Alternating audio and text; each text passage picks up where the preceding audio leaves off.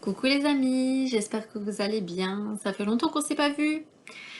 Ça a été la galère avec les déménagements et tout ça, mais c'est bon. J'ai un pied à terre temporaire et je peux reprendre des capsules parce que bah, je me suis arrêtée il y a un petit moment et finalement j'ai pas fait tant de sujets que ça. Alors aujourd'hui, je vous retrouve pour la capsule sur l'autisme et le TDAH et les rapports avec le sommeil. Alors, le fait d'avoir un TSA et un TDAH, c'est très souvent associé à des difficultés de sommeil et on va voir du coup dans cette capsule un petit peu tout ce qui est en rapport avec lui. C'est pas le cas de tout le monde parce qu'il y en a qui dorment très bien quand même, mais c'est assez fréquent qu'il y ait soit des petits dormeurs, soit des gros dormeurs, soit des problèmes avec des réveils dans la nuit, etc. ou des cauchemars ou des... Bon, on va en parler en suivant, mais c'est très très très fréquent qu'il y ait des problèmes liés au sommeil. Et donc les difficultés les plus courantes, ça va être des difficultés à s'endormir, même en étant très fatigué. Euh, le, le cerveau, il peut mouliner, il peut ruminer, ça peut être compliqué à ce que j'appelle fermer les onglets de la journée, c'est-à-dire que c'est le soir que je me rends compte que j'ai abordé tel sujet avec telle personne, tel sujet avec telle personne, tel sujet avec telle personne, et que j'ai pas répondu à ça, ou que j'aurais dû faire ci là, ou que j'ai pas fait cette recherche sur ce mot que je n'ai pas compris dans la journée, etc., etc. Et cetera. Et c'est là que c'est comme un ordi avec tous les onglets, et qu'il faut fermer tous les onglets avant de pouvoir faire un vrai dodo. C'est là que je me rends compte que j'ai invité les voisins et qu'ils m'ont aidé à monter un meuble et que j'ai complètement oublié de leur proposer à boire quelque chose. Quelque chose à boire, c'est plus français, dans le bon sens. Alors qu'il est genre minuit et demi ou 1h30 et que c'est largement trop tard et que c'est plus la peine, quoi. C'est à ce moment-là que je me rends compte que là, j'ai peut-être blessé quelqu'un dans telle phrase, ou que là, j'ai été moi-même blessée dans telle phrase, etc. Et que je fais le bilan de ma vie, et surtout sur toute ma journée. Et plus la journée va être chargée, et plus il y aura des onglets à fermer. Et des recherches à faire si j'ai des questions sans réponse, etc. Il faut que j'ai les réponses avant de faire dodo.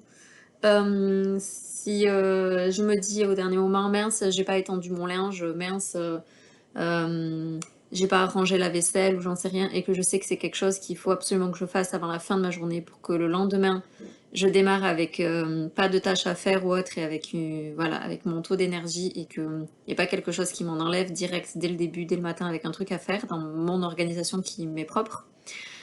Et ben je me relève pour faire le truc alors que je suis exténuée et tout et qu'il faudrait que je dorme, mais parce que j'ai pas fini mes tâches à faire, j'ai pas fermé tous mes onglets, j'ai pas fini les recherches.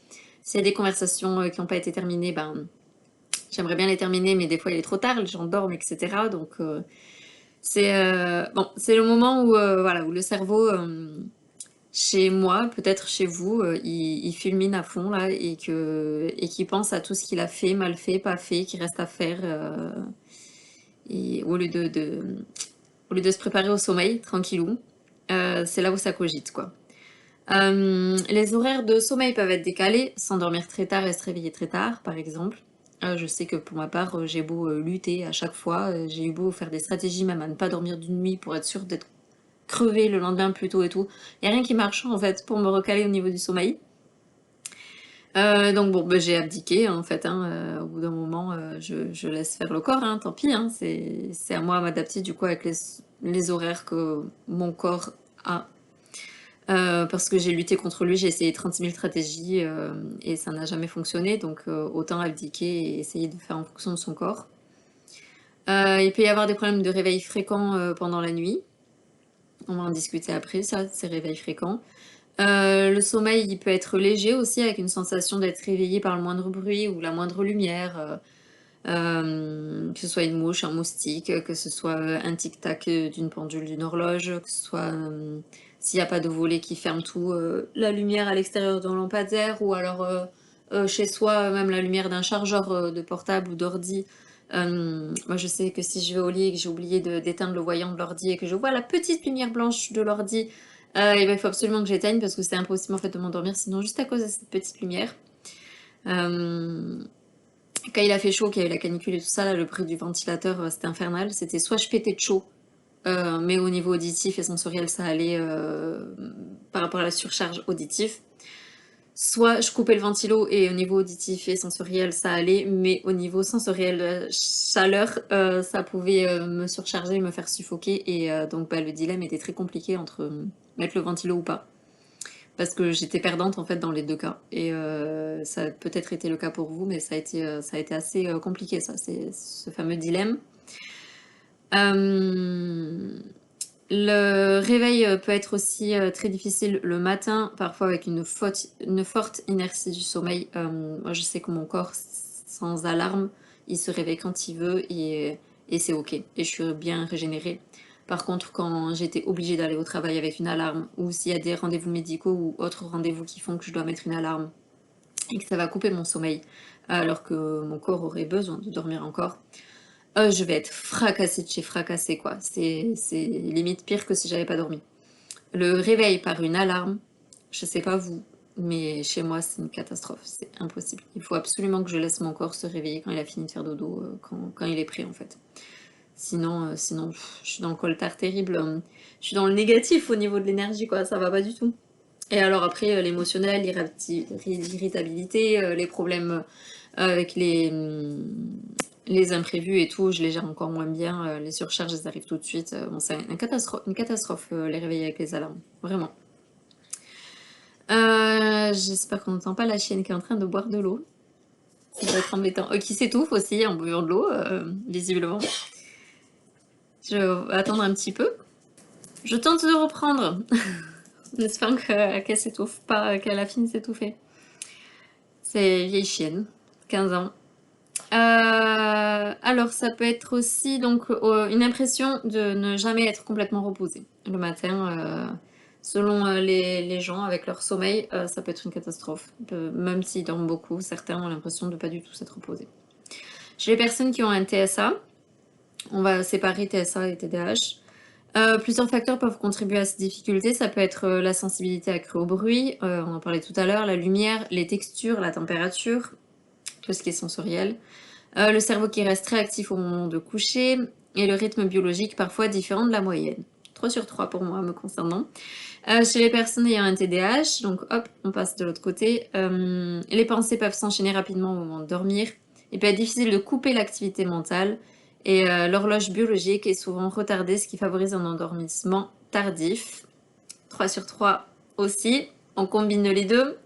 Lorsque le TSA et le TDAH sont présents ensemble, ces effets peuvent s'additionner et il existe donc une fréquence plus élevée de certains troubles du sommeil chez les personnes qui ont le combo TSA et TDAH, comme l'insomnie, le syndrome des jambes sans repos, une apnée obstructive, je vais y arriver, du sommeil selon les facteurs de risque, des troubles du rythme du sommeil, le rythme circadien comme un retard de phase du sommeil.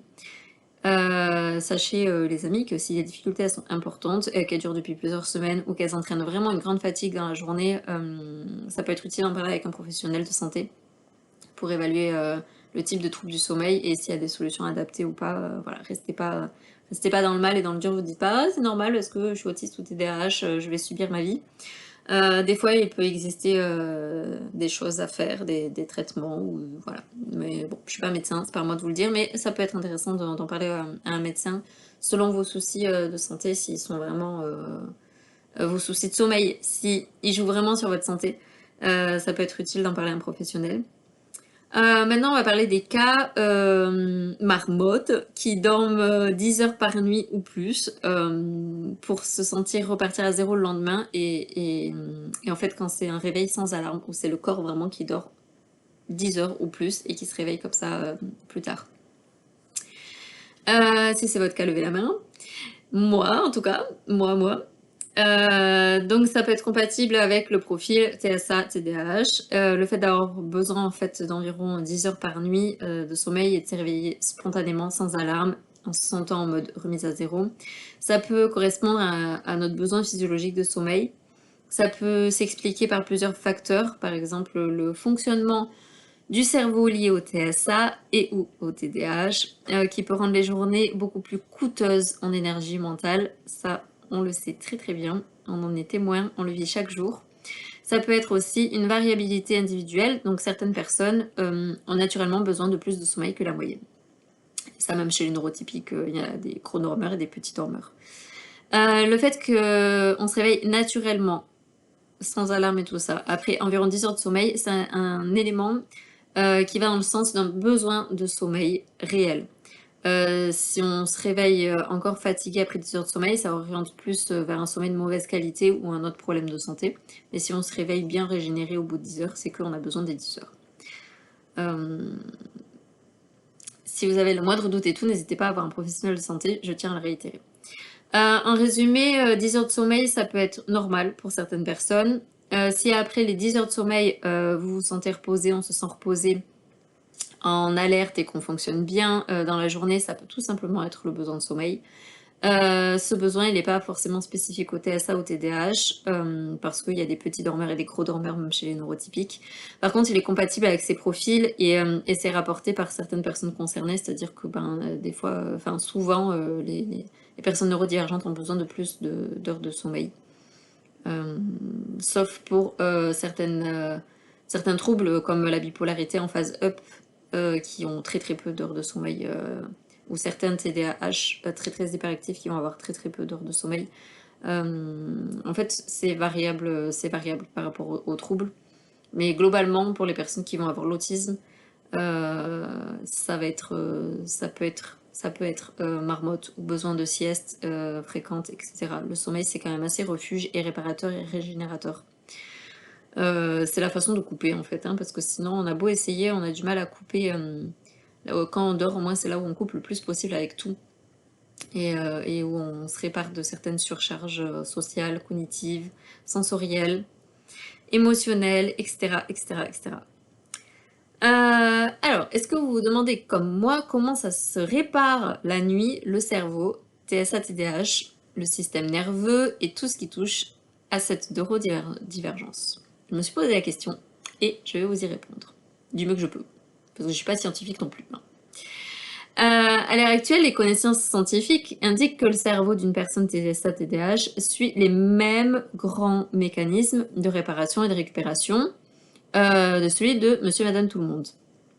En revanche, la quantité d'énergie qu'on dépense pendant une journée et certains aspects du fonctionnement cérébral peut modifier le besoin de récupération. Pendant le sommeil, il se passe notamment des phénomènes suivants. Le cerveau, il va éliminer des déchets métaboliques grâce au système lymphatique qui est particulièrement actif pendant le sommeil profond. Ensuite, les connexions entre les neurones, elles vont être réorganisées. Certaines sont renforcées, d'autres sont affaiblies, ce qui participe à l'apprentissage et à la mémoire. En 3, le système nerveux autonome, il va retrouver un équilibre. L'activité du système sympathique qui est en mode alerte, warning, elle va diminuer cette activité et celle du système parasympathique, celle du repos, va augmenter surtout pendant le sommeil profond. En 4e, les réserves énergétiques des cellules nerveuses sont reconstituées. Et en 5e, les hormones, encore plus important chez les femmes, ou chez nous ça fluctue tout le temps, impliquées dans la récupération, la croissance, certaines réparations cellulaires sont sécrétées en plus grande quantité. Et le sommeil va permettre notamment, donc je disais pour les femmes, une régulation de l'axe hormonal qui contrôle les ovaires, une diminution du cortisol, qui est l'hormone du stress, au cours de la nuit, une production nocturne de la mélatonine et d'hormones de croissance, et une récupération du cerveau et de l'organisme, ce qui contribue à retrouver un état plus stable au réveil. Ensuite, pour une personne avec un TSA et un TDAH, il y a plusieurs éléments qui peuvent rendre cette récupération plus sollicitée. Le cerveau peut traiter davantage d'informations sensorielles au cours de la journée, les bruits, lumière, contacts, les mouvements, etc. Et la régulation de l'attention et des fonctions exécutives demande souvent un effort cognitif très très très important. La gestion des interactions sociales ou les changements peut représenter une dépense mentale importante, les fameux imprévus. Et chez certaines personnes, le système nerveux y reste plus facilement en état d'alerte, ce qui peut augmenter le besoin de récupération. Je rigole parce qu'il y avait la queue d'un petit animal par là. Cela ne signifie pas que le cerveau est en train de réparer la neurodivergence. Le TSA et le TDAH sont des conditions neurodéveloppementales, donc le sommeil ne les modifie pas et ne les fait pas disparaître. Petit astérix. En revanche, le sommeil, il peut permettre au cerveau de récupérer du fonctionnement de la journée, ce qui va nous être très très utile chez nous. C'est utile chez tout le monde. Remarque, petit aparté. Il réduit la fatigue accumulée, il restaure les capacités d'attention et de concentration, il améliore la régulation des émotions, il favorise la consolidation de la mémoire et des apprentissages, et il aide le système nerveux à revenir à un état plus stable. Donc c'est un peu ce qu'on disait tout à l'heure, mais dit autrement pour mieux comprendre un peu plus facilement. C'est pourquoi il y a certaines personnes TSA, TDAH qui ont l'impression très nette qu'après une nuit suffisamment longue, par exemple de 10 heures, si c'est notre besoin physiologique, elles repartent à zéro. C'est pas parce que la neurodivergence disparaît, mais c'est parce que le cerveau a eu le temps d'effectuer l'ensemble de ses processus habituels de récupération. Là où si on fait des nuits de 4-5 heures, de 5-6 heures, alors qu'on a besoin de plus, et n'a pas le temps de tout remettre à zéro, de tout nettoyer, etc. Et on redémarre mal la journée en fait, hein, du coup, on démarre pas à zéro. Maintenant, je voulais vous parler d'un sommeil qui pourrait être perturbé par des rêves et des cauchemars, ou par un réveil pipi, 2 à 5 fois par nuit par exemple, si vous avez une petite vessie qui demande à pisser tout le temps. Donc les deux éléments, ils peuvent perturber la récupération de manière différente. Les rêves et les très nombreux ou les cauchemars, les rêves sont normaux, ils surviennent surtout pendant le sommeil paradoxal.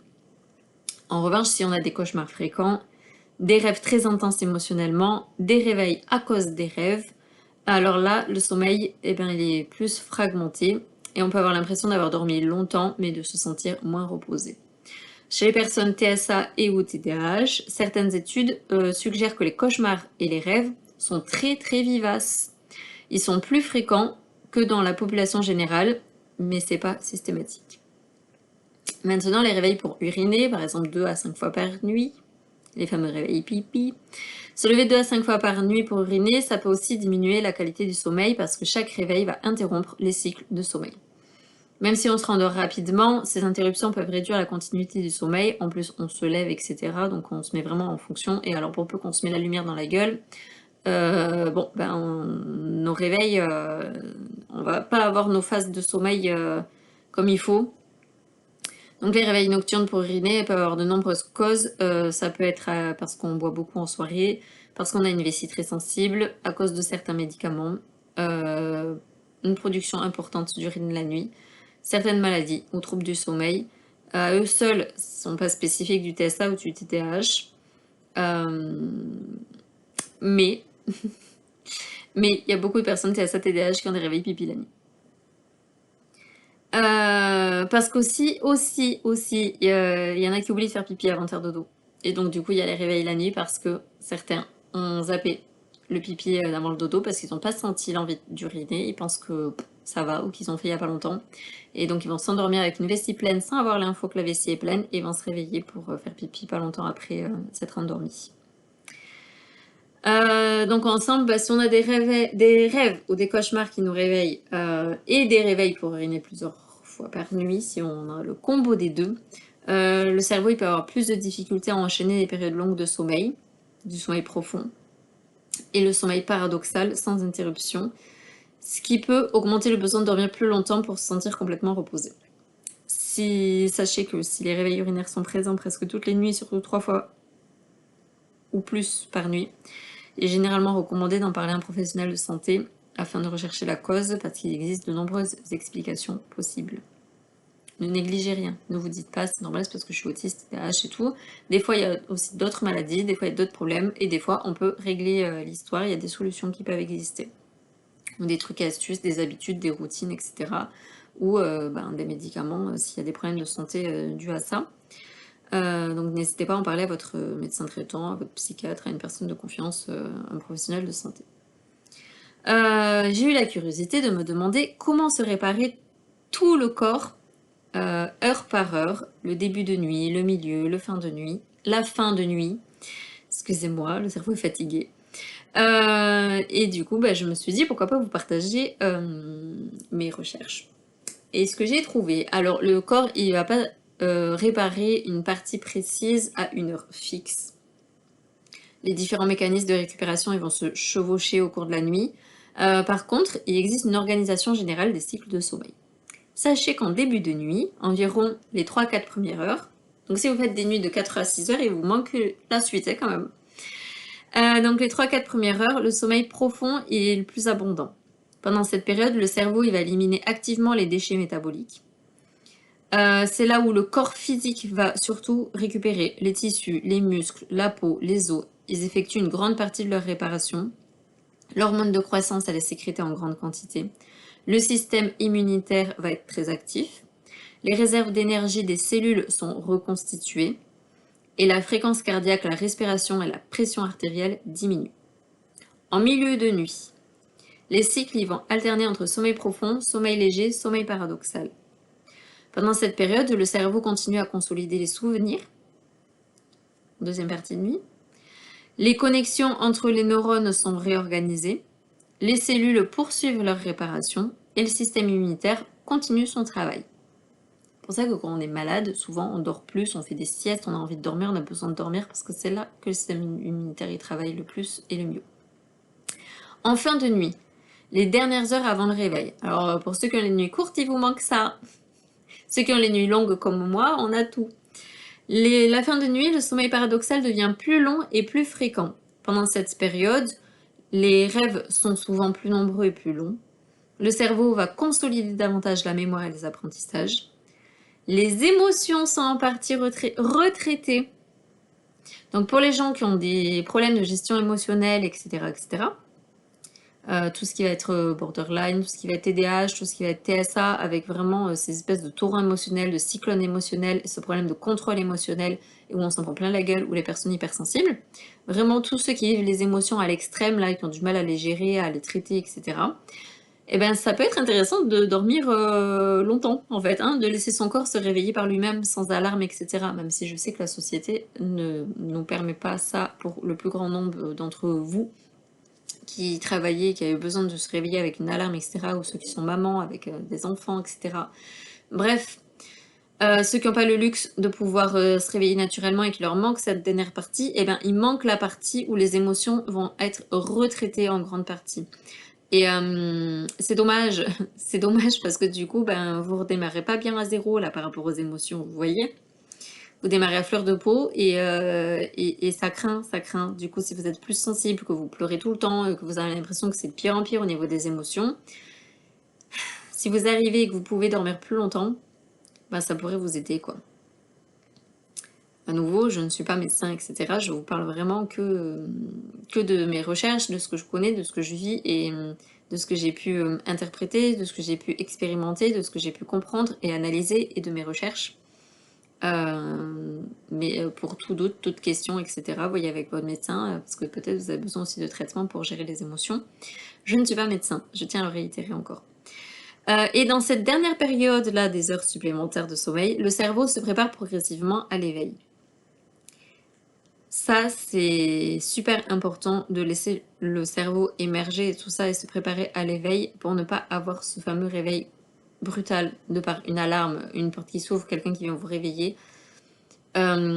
Pour pouvoir sortir tranquillement et doucement de votre sommeil et avoir cette sensation d'émerger tranquillement à votre rythme et, d'avoir cette sensation d'avoir bien dormi et d'être réparé et d'être pleine ou plein, d'être rempli. Si juste ça, là, le cerveau, il n'arrive pas à se préparer progressivement à l'éveil et que, pouf, il est réveillé par une alarme ou par quelqu'un qui vient, qui arrive, un conjoint, une conjointe, un enfant, une porte qui claque, un tonnerre, un chien qui vous saute dessus, un chat ou que sais-je, ça peut foutre en l'air toute votre nuit et votre récupération juste à cause de ce fameux réveil qui peut pas se faire naturellement et lentement. Si vous regardez les animaux, si vous regardez les chiens, les chats, comment ils se réveillent, à part une porte qui claque, quelque chose de drame où ils vont se réveiller très vite et aboyer ou courir, ou si c'est un chat, fuir, etc. Vous les voyez se réveiller tranquillou, être tout content, remuer la queue si c'est des chiens ou quoi, et s'étirer, ils s'étirent, ils bâillent, ils s'étirent et prennent le temps d'émerger après une nuit. Et c'est important de prendre le temps d'héberger après une nuit. Il n'y en a pas beaucoup qui ont le luxe de pouvoir, avec le travail, des horaires de fou, une vie de famille, etc. Malheureusement, cette étape qui est plus que nécessaire, et ben, beaucoup la zappent. D'autres se lèvent tout de suite, d'autres vont être sur le portable tout de suite, ou regarder les mails ou le compte bancaire et tout dès le réveil, ou TikTok ou j'en sais rien, d'autres plateformes, YouTube, Facebook ou quoi, Instagram ou regarder les SMS et tout ça et ça peut être violent. Ça peut être violent pour le cerveau, qui a besoin d'émerger tout tranquille ou pépère, de se remettre, les idées en place et de se préparer à la journée et de se réveiller petit à petit, pour avoir les fonctions cognitives, le corps émotionnel et tout ça qui se mettent en marche tout doucement, en fait. Du coup, toute la nuit, il y a certains processus qui ont lieu presque en continu. La respiration et la circulation sanguine, la réparation de l'ADN des cellules, le renouvellement de nombreuses protéines, la régulation des hormones, l'activité du système immunitaire et l'équilibre du système nerveux autonome. Ainsi, il n'existe pas forcément une heure où le cerveau se répare, puis une où le système nerveux se répare, etc. Chaque cycle de sommeil contribue à plusieurs formes de récupération, sachant qu'un cycle, c'est à peu près 1h30. Il y a une prédominance du sommeil profond en début de nuit pour la récupération physique et du sommeil paradoxal en fin de nuit pour de nombreuses fonctions cérébrales, même si les deux participent à la récupération globale. Voilà, c'était la petite capsule sur le sommeil. Savoir à peu près de quoi est composé le sommeil. Et puis les différences chez les TSA, les TDAH, sur le cerveau qui peut être neurodivergent. J'ai pas forcément fait de recherche après sur les personnes borderline, trop bipolaires et tout ça, si c'est pareil ou pas. Je pense qu'il y a besoin de plus de récupération aussi à partir du moment où on a une maladie psychiatrique ou un handicap et un trouble neurodéveloppemental et tout ça, et qu'on est neurodivergent, c'est important de dormir plus, comme ceux qui ont un handicap physique ou une maladie physique, etc. Si on a des graves maladies, même si elles sont physiques, pas que psychiques, c'est vrai que le sommeil peut être notre refuge et c'est vraiment réparateur et c'est important d'avoir une bonne qualité de sommeil, de pouvoir dormir les heures suffisantes dont on a besoin, d'essayer de pas trop se réveiller la nuit par les réveils pipi ou les rêves, les cauchemars et tout ça, mais quand on est différent et qu'on a des journées intenses, souvent aussi le cerveau il va relâcher la pression en s'inventant plein de scénarios la nuit, s'il y a des trucs pas traités ou quoi, ou qu'il y a eu des émotions très fortes. C'est fort probable qu'il y ait des rêves et des cauchemars la nuit, pour essayer de revivre les scénarios et les émotions autrement, différemment, ou les refaire ressortir encore pour après pouvoir les classer et les ranger et que ça soit moins à vif ensuite le lendemain et le surlendemain et que ça soit plus apaisé. C'est comme ça aussi qu'on aide à passer les périodes de deuil et tout ça quand on perd quelqu'un, que quelqu'un est décédé ou qu'un animal est décédé ou que n'importe qui est décédé dont on est proche et attaché, où la douleur va être très vive. Grâce au sommeil et à plusieurs nuits consécutives, la douleur sera moins intense et petit à petit, ben, le temps va faire effet et le sommeil va aider à réparer. Pareil, quand il y a un gros changement, un énorme déménagement, un changement d'emploi, une perte d'emploi, une rupture amoureuse, des conflits, une rupture amicale, n'importe quoi, le sommeil, ça va vraiment être un grand refuge qui va aider un peu à tout réinitialiser et tout, à tout remettre à zéro. Et ça me fait penser à vous donner un dernier petit conseil qui est, si vous avez une grande décision à prendre, que vous voulez quitter quelqu'un ou une relation, que vous voulez démissionner d'un boulot, que vous voulez déménager, que vous voulez envoyer un mail au banquier, au patron ou à quelqu'un, s'il y a une grande décision là à prendre et que en plus elle est vraiment chargée d'émotionnel là tout de suite avec une sorte d'impulsivité, préparez-le si vous voulez le préparer, toute seule, avec l'aide de quelqu'un, avec l'aide de l'IA ou autre, reformulez le truc, préparez-le. Mais ne l'envoyez pas. Vous le mettez de côté, vous dormez dessus, et le lendemain, vous vous réveillez tranquillou. Vous laissez le cerveau se réveiller, vous n'envoyez pas non plus tout de suite là maintenant au réveil. Hein. Vous faites votre petite routine matinale ou autre.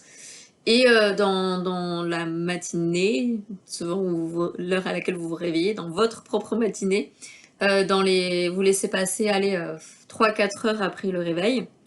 Et là, vous faites le point et le bilan si vous voulez toujours envoyer le mail, toujours vous séparer de la personne, toujours couper les ponts, toujours démissionner, toujours déménager, etc. si ça vous semble une bonne idée, si c'est un soulagement ou pas. Et là, vous le faites. Si c'est une bonne idée. Et si vous vous dites, oulala, là là, non, non, en fait, c'était sous le coup de l'émotion et tout, mais c'est passé maintenant, j'ai plus de problème avec cette personne, je vois pas pourquoi je vais couper la relation. ou créer ce problème-là, ou quitter ce job et tout, en fait, c'était qu'un truc et c'est moi qui ai fait un champignon nucléaire finalement de pas grand-chose et ce boulot il est bien, ou cette personne elle est bien, cette relation elle m'apporte et elle m'enrichit et là voilà, c'était juste l'émotionnel, c'était juste un petit truc qui m'a fait péter un câble ou ma propre journée qui était chargée, ou mon propre émotionnel qui était déjà bien chargé et finalement l'autre n'y est pour rien ou c'était pas si grave, et ben ça vous permet de pas avoir fait de bêtises impulsives à envoyer tout de suite là et à prendre des décisions que vous regretterez par la suite, qui vont être rédhibitoires, qui vont être décisives, qui vont être des décisions décisives, qui vont être irréversibles, irréversibles et tout ça, et des fois on peut regretter après, hein. Souvent on peut regretter, donc voilà, c'est mon petit dernier conseil de cette capsule vidéo. Merci à tous et à toutes de m'avoir écouté. J'espère que ça vous aura aidé, que vous aurez appris des choses ou que vous vous sentirez un peu moins seul avec le problème de sommeil. Sachez que s'il y a quoi que ce soit comme question, comme désagrément et tout, c'est pas moi que vous contactez, mais vous contactez vos professionnels de santé. Ils sont là pour vous, les médecins traitants, les psychiatres, etc. Tout ce qui est docteur, une personne de confiance, hein, mais de l'ordre médical. Vous les contactez et puis vous en parlez librement avec eux et vous voyez s'il y a des solutions. Il y a aussi des solutions alternatives comme la méditation, le yoga, certaines huiles essentielles, les phytothérapies. Vous pouvez aussi aller voir des acupuncteurs. Je sais que ça marche beaucoup pour moi l'acupuncture. Je fais ça 1 à 2 fois par mois et ça m'aide pas mal. Pour plein d'autres choses, pas que pour le sommeil, hein, d'ailleurs, juste pour mon système nerveux, là, j'ai l'impression que ça le remet à zéro. Donc il peut y avoir des médecines parallèles, autres que de prendre des médicaments, même si je ne suis pas médecin et que des fois il faut prendre un médicament et que la médecine parallèle ça ne fonctionne pas. Mais c'était juste pour vous dire qu'il y a des choses qui pouvaient exister. Euh, il y a aussi, pour favoriser l'endormissement, pour certaines personnes, prendre un bain le soir ou une douche chaude, ça va endormir. Alors que pour d'autres, prendre le bain ou la douche chaude, ça va au contraire exciter, réveiller et tout ça. Et donc en fait, il faut prendre la douche le matin. Pour certaines personnes, finir sur le tapis de marche, le vélo elliptique, une course, faire du fitness sur le tapis, tout ça, faire du sport, des squats, j'en sais rien, aller marcher, faire un tour du pâté de maison, j'allais dire du lotissement, mais tout le monde appelle lotissement, du pâté de maison. Euh, et ben vous pouvez vous aider aussi à l'endormissement grâce à ça. Et d'autres, à l'inverse, faire du sport comme ça peut trop réveiller le corps et vous réveiller. Et en fait, il est plus judicieux de le faire le matin après avoir émergé tranquillou pour vous donner de l'énergie pour la journée. Donc ça dépend vraiment, c'est au cas par cas hein, pour ces choses-là. Après, n'oubliez pas les petites règles basiques du genre aérer, ouvrir 5 minutes la fenêtre avant de faire dodo pour que ça aère, essayer d'avoir des draps propres, etc. Vous pouvez regarder aussi si vous avez trop chaud, trop froid, la couette, tout ce qui est la literie, le drap, votre pyjama, etc. Et des fois, le sens du lit, bon là on peut partir sur du feng shui, vous n'en sais rien, mais je sais que moi, pour mon système nerveux, en fait, le fait, et j'ai appris que c'était connu quand même, mais le fait d'avoir vue sur la porte, ça rassure beaucoup plus et mon sommeil est mieux, est plus réparateur et récupère mieux. Que si je suis dos à la porte et tout, c'est impossible en fait parce que j'ai l'impression que le danger peut arriver de derrière, j'en sais rien moi, un cambrioleur ou autre. Et du coup, une paire de moi reste vigilante, elle n'arrive pas à se reposer la nuit. Donc pensez aussi à votre positionnement du lit. Après, il y a des histoires avec la tête à l'ouest, la tête au nord, ou je sais pas, franchement, je suis pas douée à tout ça, faites vos recherches. Mais pour certains, je sais que ça peut jouer. Moi, je saurais pas trop vous dire par rapport au positionnement de l'Est, l'Ouest, le Nord et tout, mais par contre aussi, j'ai eu mon lit d'une certaine manière dans ce nouveau logement. Je faisais beaucoup de cauchemars, je l'ai mis dans une autre manière, et je fais quasi plus de cauchemars. Donc bon, allez savoir pourquoi. Certains seront plus calés que moi là-dessus, auront peut-être des réponses. Ce que je peux juste vous dire, c'est que ça peut jouer. Donc n'hésitez pas à essayer de changer les choses, peut-être. De pas trop avoir la chambre chargée avec du bordel, avec de la paperasse, avec des choses. Essayez d'épurer au max si vous pouvez. Après certains vont aimer, collectionner plein de petites choses et avoir plein de trucs, dans leur chambre en déco et tout ça et ça peut être très surchargé parce que c'est leur monde à eux. Ça peut être votre monde à vous. Et pour ceux qui ont besoin, de vide, d'épurer tout ça, ben, essayez encore d'épurer plus ou de mettre les objets dans d'autres pièces et cetera et faites attention que ça soit bien cocooning quoi pour, l'endormissement. Si vous arrivez à arrêter, je dis si vous arrivez parce que, bah, moi j'arrive pas forcément, donc je suis mal placée pour donner ces conseils. Mais si vous arrivez à arrêter, les écrans aussi, avant, ben, ça peut aider pour mieux endormir. Moi, je sais que je peux pas arrêter les écrans, forcément avant. Ils m'aident, ça m'aide à m'endormir, moi, certaines de scroller un peu là. Hem, mais je suis pas un bon exemple, hein. C'est pas un exemple à suivre ça, normalement. Par contre, j'ai mis, les applications anti-lumière bleue qui rendent les écrans orange, l'écran du PC orange ou l'écran du portable orange avec la luminosité très basse et très orangée, ce qui va m'aider à favoriser l'endormissement, parce que si on me met le truc qui pète la gueule comme ça avec la lumière à fond et sans mon application, j'aurai des migraines terribles et puis 3 heures après je dors toujours pas quoi. Je vais être très excitée et très réveillée, par cet écran qui va m'exploser la rétine. Déjà même en journée je peux pas. Je suis obligée d'avoir cette application. Alors le soir, la nuit et tout, ouais, laisse tomber. Voilà les petits tips, ces petits trucs et astuces. J'ai fait pas mal de rab là depuis, 5 ou 10 minutes, donc je vais vous laisser là. Ça fait un moment que je dis que je vais vous laisser. J'ai tendance à dire au revoir genre 3 fois, aux gens, ou bonne nuit 3 fois et après relancer un sujet, puis re-bonne nuit ou au revoir, voilà, c'est, bienvenue dans ma vie. Donc je vais vous laisser là pour de bon. Merci de m'avoir écouté. J'espère donc que ça vous aura appris des choses, réconforté et tout ça, et que ça peut vous aider au quotidien. C'est le but, de toute façon, de vous aider à vous sentir déjà moins seul, compris. Et ensuite, bah, avec des trucs et astuces, peut-être à apporter des solutions. Sinon, bah, n'hésitez pas à en parler au médecin pour ces choses-là. Et puis, bah, si c'est les professionnels de santé qui passent par là, eh bien, sachez qu'on aimerait bien être écouté sur le sommeil et tout, et que ça serait bien que vous et la société et le système éducatif, tout ce qui est l'école, le lycée, tout ça, ou le système du travail, pourraient entendre que parfois on a besoin de 10 ou 12 heures de sommeil, qu'on est des marmottes, et que donc bah, 10-12 heures de sommeil plus 35 heures de boulot par semaine, ben c'est pas très compatible. Après, du coup, on n'a plus de vie. On mange quand, on se douche quand, on fait pipi quand, on fait du sport quand, et est-ce que du coup on va vivre juste à travailler, et dormir, travailler, dormir, travailler, dormir, travailler, dormir? C'est pas très passionnant, quoi, comme vie. C'est pas très épanouissant non plus.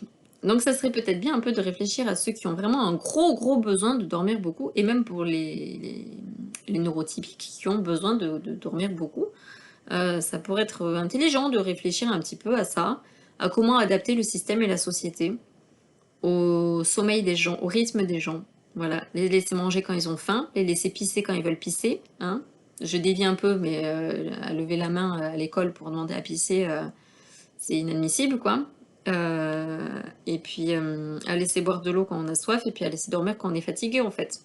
Pouvoir faire des siestes, je sais pas moi, accommoder le truc par rapport au sommeil. Ça pourrait être très intelligent quand même. On pèterait vachement moins de crises si on dormait assez, ou qu'on pouvait faire des siestes, ou des sas avec des espèces de fauteuils suspendus, des petits cocons et tout, pèterait moins des câbles, quoi. Voilà, ça c'est ma petite parenthèse, médecine, société et tout, si jamais des gens passent par là.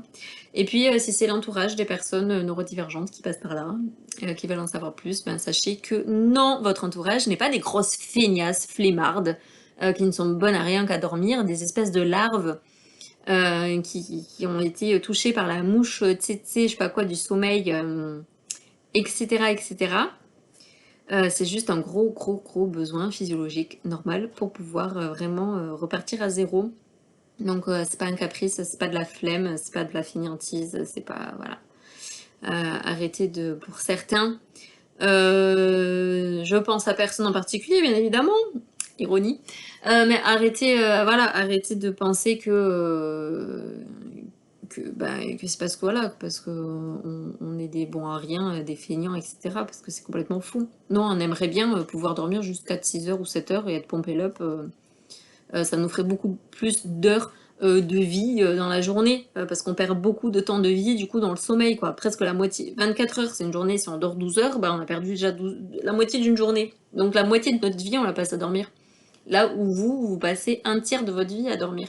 Donc vous imaginez le temps de vie que vous avez en plus que nous? Bah, on le fait pas exprès, c'est pas juste pour être une grosse feignasse, une flemmarde et tout, parce que on s'ennuie dans notre vie, et on se dit, tiens, si on dormait, si on faisait les marmottes. Non, c'est un besoin. C'est un besoin. Et si on se réveille éclaté avec un réveil après 8 heures de dodo, et que vous en avez besoin de 6 ou 7, eh ben, ne dites pas ah, mais je comprends pas, pourtant t'as fait une grosse nuit et tout, blablabli, blablabla. Bah non, peut-être qu'il manque 2 à 4 heures de sommeil. Donc, quelqu'un qui a besoin de 10-12 heures de sommeil et qui va être réveillé au bout de 8 heures, c'est comme vous qui avez besoin de 6-7 heures de sommeil et vous êtes réveillé au bout de 3-4 heures. Est-ce qu'au bout de 3-4 heures, vous allez vouloir faire des câlins ou déjeuner, prendre une douche et démarrer votre journée? Et vous allez être dans le coltard terrible. Ben nous c'est pareil, sauf que c'est pas les mêmes horaires, mais nous c'est pareil. Donc si on se couche tard, si on se couche à 2 heures du mat, eh ben on va se lever si on dort 10 heures à midi et si on dort 12 heures à 14 heures. Et pas parce qu'on est des grosses feignasses qui dorment toute la matinée jusqu'à des midis et des 14 heures. Juste parce qu'on a un gros besoin de sommeil. Et que on n'arrive pas à se coucher tôt, parce que le soir ça mouline. On fait pas exprès, on n'est pas des feignasses. Voilà, c'était le petit coup de gueule pour l'entourage. Et puis si vous êtes un entourage très bienveillant, qui ont envie de laisser dormir les autres et qui ont compris que le sommeil c'était un refuge et que c'était bénéfique, et les siestes aussi, eh ben merci de laisser dormir vos conjoints, vos enfants. On peut pas dire aux enfants de laisser dormir les parents, ils sont trop petits, ils regardent pas la chaîne. Ils ont plein de besoins. Mais laissez dormir, laissez dormir. N'allez pas réveiller, même le week-end et tout, quand les personnes autistes, TDAH et tout ça vont essayer de récupérer de la semaine pour ceux qui travaillent ou qui ont une vie de famille et tout, qui ont besoin de grasse mat et tout, et vraiment de récupérer à fond. Laissez-les dormir. C'est le moment où il y a tout qui se régénère enfin, le plus possible et où on essaie de limiter les dégâts et de rattraper le coût énergique. Bref, l'énergie que ça coûte. Donc laissez vraiment dormir votre entourage, c'est vital, c'est vraiment vital. Ne coupez pas un sommeil. Ne coupez pas un sommeil parce que vous avez une pulsion sexuelle la nuit, que vous voulez faire l'amour. Ne coupez pas un sommeil parce que vous vous êtes réveillé le matin et que vous voulez absolument déjeuner avec votre chéri ou votre conjoint.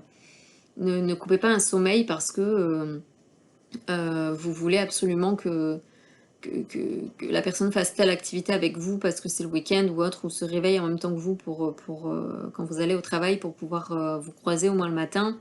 Et à l'inverse, ne privez pas de sommeil le soir ceux qui veulent se coucher très tôt parce qu'ils savent qu'ils se lèvent à 6 heures du mat et il faut 10 heures et donc ils vont se coucher à 20 heures.